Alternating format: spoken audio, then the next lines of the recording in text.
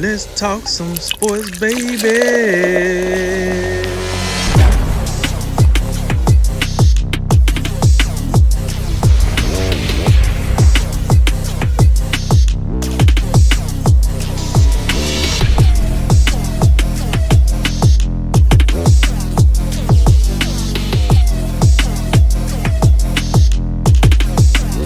And remember, make tomorrow better than today and make today better than yesterday. And you know what we gonna do. We gonna holler at you until next time, baby.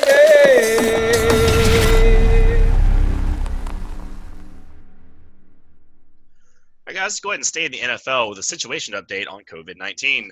The virus that won't go away has dominated headlines from sports to the White House and back, and the NFL had kicked off their season with a complete bill of health, and for the first few weeks, things seemed to be fine. However, positive tests began to creep up in late September, starting with the Tennessee Titans. A player and assistant coach tested positive before their Week 3 game against Minnesota, and 8 more players popped after the game. The positive tests kept rolling through the organization, which changed the Titans-Steelers Game 4 date to a later date and gave them an early bye. But since then, Cam Newton of the Patriots also tested positive, postponing their game with the Chiefs by a day, and also other games such as Broncos-Patriots and Titans-Bills remain in question. So with outbreaks ravaging 2 teams and now spreading to others, Jay, what does the NFL have to do to get this under control? You know what? I honestly really don't know how much blame I'm willing to put on the NFL specifically. We got to just look at the one specific team that is just can't get it together and just look at them and put them under the microscope. I mean, come on. Can we look at this? I mean, I read there was a nice little – I love timelines when I can't figure out where something started and where something is now. So there was a really good timeline I found on ESPN to kind of break all this stuff down and look at this kind of in a day-by-day format. You know, this outbreak started 2 weeks ago, 15 days ago, I believe, on September 24th, where they have a practice squad defensive back, somebody named Greg Maben. That sounds like a made-up dude, but I guess he's real. He was signed to the practice squad, oh, by the way, on September 21st, 3 days before that, but he pops for coronavirus. 2 days later, you have another guy test positive. Then they played the Vikings, and then the real trouble emerges on the day after that. You get 3 more positives. Then you get another positive the next day, then another positive, and it just keeps going. They had 4 straight days from September 29th to October 3rd where they were getting positives every day.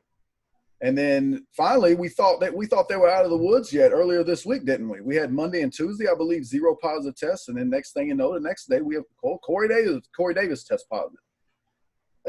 To me, it's unconscionable how this one outbreak could occur and last this long. That just tells me that the Tennessee Titans, despite what Mike Vrabel is telling us, that, oh, yeah, we're mitigating, we're following the protocols, and we're doing this and that. Well, if you really were, then I really feel like we'd be getting different results. And we've had, look, the NFL they were the last league to get back in play, pretty much, in major sports. You had the NBA come back, you had baseball come back. Now you got college. You can throw hockey in there as well. Of course, basketball and hockey were benefited by playing in bubbles. We know baseball had some hiccups early on. The Marlins and Cardinals, they come to mind. They had some troubles, but you remember there was a bit of a kind of a nervous. People were a nervous wreck. It's like, is this gonna thwart the season? They're gonna have to cancel a bunch of games. And, there was a fair amount of postponements that took place, but I mean, look at where now we're in the playoffs now. And they've also relocated to doing some bubble type work in the playoffs. Well, the NFL they had the opportunity to look at every other league and kind of gather best practices, look at what works, look at what doesn't work, and make the best decisions that they could. And it seems like for the most part, no other team has had an outbreak. We've had positives here and there, but much like for the whole country in the big picture, I don't remember when the goal was to not ever have a positive test. You're going to have some positives. It's a virus. You can't see it, you can't smell it, you can't hear it, you can't taste it, and I guess you can feel it when you get it and get some symptoms, but even then it's too late. You can't really do anything about it except try the best prevention available. And that's what I don't believe the Tennessee Titans are doing that. And this is one key note that came out a couple days ago. You had reports that said on September 30th, the Titans were having a workout away from the facility, which I believe was in violation of NFL rules because the team facility was shut down. That means we're not doing anything. We got to wait till we get all these tests back to make sure everybody is clear to resume activities. They're just not the Titans in this regard. They're just not good enough. I'm going to leave what perhaps the consequences should be to drink. But this is a big deal. If you can't get this type of thing under control, it's not the same as baseball, which is kind of flexible. If you postpone a baseball game or two, you can double up the next day. You can play multiple games. That's not going to happen in football. And in football, there is so few games. You only get 16 chances. So when you got this thing that's stretching over for multiple weeks and you only get one bye week, the NFL has already moved. Tennessee's already had their bye week. So now you're looking at, does the NFL have to add an 18th week out of necessity to get all the games in? I don't know what they do, but I'm not going to hold the NFL all that accountable. I mean, some of this stuff is getting ridiculous because one team isn't doing what they need to do. Now you have a situation up in New York today where the Jets had one positive test, and it's just like, oh, that's it, send everybody home. Sounds like a wee bit of an overaction, don't you think? And now I just read something to y'all earlier. Well, now the NFL officials on the field are going to have the authority to penalize teams for unsportsmanlike conduct if a team member or a coach talks to a referee without a face covering on. I mean, it's ridiculous. That's ridiculous. I'm sorry. So I'm just going. That's about all I got on. I think, like I said up front, I'm not really looking at the NFL right now. I think they got a system in place. 31 other teams are making it work so far. I know we've had a couple positives here and there. The Patriots are having a wee bit of a pro with Cam Newton and Stephon Gilmore testing positive. But by and large, everyone else is doing fine. Tennessee just needs to get its act together. I'm with Jay. This is not the NFL problem. I mean, it's their problem, but it's not their fault. They're doing what they're supposed to do. I mean, for God, they finding teams $350 if the coach decides not to wear his mask. Like, what else do you want? Like, they're bringing the hammer down. They're doing their part. But let's get down to the nitty-gritty. Why are we even talking about this? We're talking about this because Tennessee out here having a good old, I don't give a rip. This my American right or something. I don't know. Like, I don't know what they're doing. Mike Vrabel, like, what we doing here? Do we have masks? Are we testing properly? Are we testing as frequent as we should? And for the folks that say, okay, so you have some people that say the NFL need to try a bubble. Well, I understand why we don't try a bubble. It's just too many people. It's too many places, and it's kind of unfeasible at this time. So then you say, well, this is always going to be a problem until we have a bubble. Really? I wonder how college football faring out. I'm just saying, I'm watching plenty of college football, and I'm not seeing 9-10 cases from one team. Maybe it's a coincidence. Maybe it's something in the air. I don't know. But all I'm saying is you got 18, 19, 20-year-old athletes that can get it right, but then you got these multi-millionaire 27, 28, 29-year-olds. There's kind of something ain't adding up here, right? It gets to a point where it's like, come on, man. And then you're the only team. It's 32 of y'all, but you're the only team that keeps going and popping and popping. I don't know if you're just trying to get the whole team to pop. That way, hey, we're immune. We done got it once. Holla at your boy. Let's do it. But this is ridiculous. This is downright ridiculous. So to Jay's point earlier about the consequences, I would oppose, without knowing exactly what they agreed upon in the CBA before the season started, maybe you got to make these dudes forfeit a game. Like, here's the deal. You can't create an 18th week. That we ain't doing that. You ain't creating the 18th week. Why? Because that's unfair to every other team that already don't want to play the 17th week. Now you're going to play an 18th week. We can't do it. Secondly, if it's one rotten apple, the rest of them don't want to be looked at as riding as well when they're doing what they're supposed to do. Okay, you have a Cam Newton, you have a Stephon Gilmore, you have a so-and-so. Okay, fine, who cares? It's going to happen. It's a virus that you can't see coming. So it happens. But when a team, one singular team, 9 pops in one sitting, and then they keep it going, and then like Jay said, they don't supposed to be practicing, but they're doing it anyway. At some point, this becomes a slap in everybody's face, right? Like, well, you just don't give a rip at this point, right? Also, let's think about the other teams that their actions affect. Those teams they supposed to play. Because we know, if we know anything else about football, if you don't play, you ain't getting paid. And if you do get paid, it's already agreed upon. Well, here's the deal. So what happens, right? What happens when your team is 100% healthy, ready to play, the Titans keep popping, and then the owner say, well, we ain't trying to pay you, bro. Like, y'all didn't play. But it's not my fault I didn't play. So if you make Tennessee forfeit that game and you get the win, could you not consider that as a played game? Your team won. You don't get no stats from that game, but officially we won the game. At least they were available to play, yeah. Right? And then that would make Tennessee take the procedures a little more serious. Oh, okay, maybe that might be too drastic. Hey, come on, Drake. Yeah, you've been a little drastic about this. 450 games, come on, buddy. All right, then. Let's look at what we can do. Picks. Can we look at those picks? Can we start picking off those late round picks? You keep messing around. I don't want to start from the 1st to the 7th. I'd rather start from the 7th to the 1st. But can we start taking some picks here? Can we, like, you're already finding people, so I don't want to hear, hey, well, let's just find them. You're already finding people. You could probably crank it up a little bit, but at some point, you gotta hit these people where it hurts. Like some suspension, some I don't know.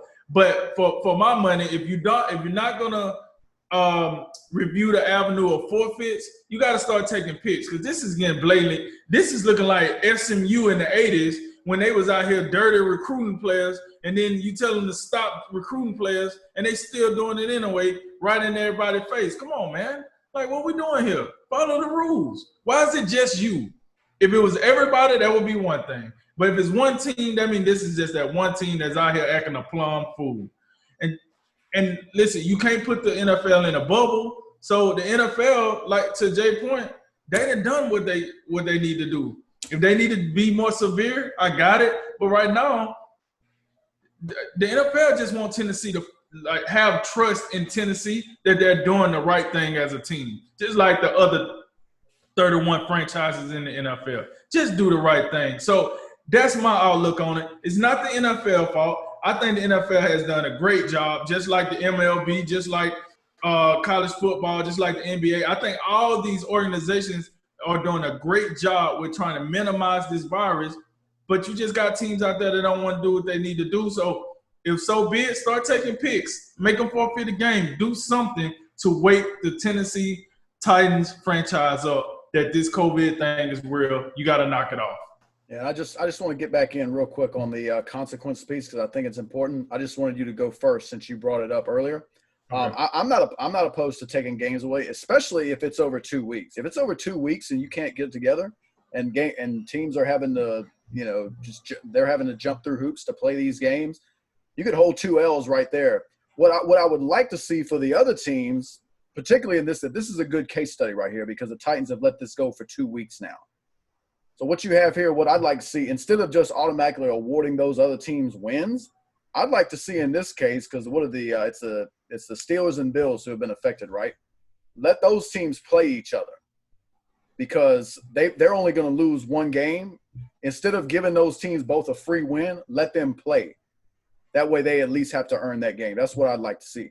And then as far as the picks, I do agree with you that you'd like to start from a later round up to the top rounds, but I wouldn't start the 7th. I don't think that does anything. I would start the 4th round and then move up. Yeah. On On that subject, I got a couple other thoughts, but I guess this is a good time to bring it up. So you have the game forfeit issue. Now we know in another sport like hockey or baseball or the NBA where there's so many games, one game isn't a big deal. But we know in the NFL that's not the case. There's only 16. Y'all talked about it.